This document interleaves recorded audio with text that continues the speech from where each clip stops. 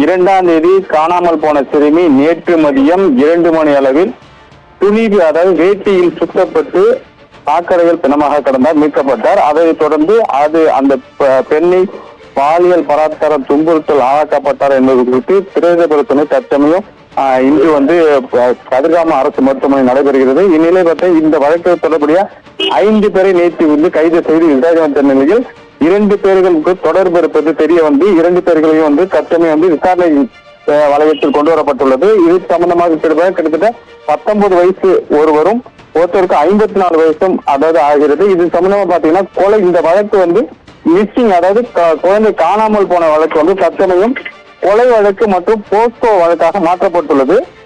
இது பாத்தீங்கன்னா சோலை நகர் பகுதியை சேர்ந்த அந்த பெண் குழந்தைய கற்பழிக்கப்பட்டாரா இல்லது என்ன அது எந்தெந்த வகையில் துன்புறுத்தப்பட்டார் என்பது குறித்து இன்று நடைபெறும் பிரேத பரிசோதனைக்கு பிறகுதான் தெரிய வரும். இருந்த போதிலும் அவர்கள் வீடு அந்த சம்பவம் நடந்த இடத்திற்கு பொதுமக்கள் சாரையாக அந்த வீட்டுக்கு அருகே நின்று திட்டிவிட்டு அதாவது 2 பேரையும் திட்டிவிட்டு தற்சமயம் செல்கின்றனர்.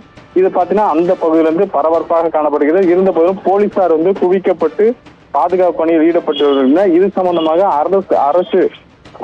அரசை கண்டித்தும் காவல்துறை கண்டித்தும் அனைத்து அரசியல் கட்சி தலைவர்களும் கண்டனம் தெரிவித்து வருகின்றனர். காவல்துறையின் மெத்தன போக்கு தான் இந்த கொலைக்கு காரணம் என்றும் குற்றம் சாட்டி வருகின்றனர்.